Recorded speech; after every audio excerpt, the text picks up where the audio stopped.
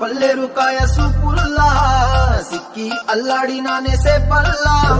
పసిడి పచ్చాని అరసేతుల్లా ధర పోస్తా ప్రాణాలు తానే అడగాల సీత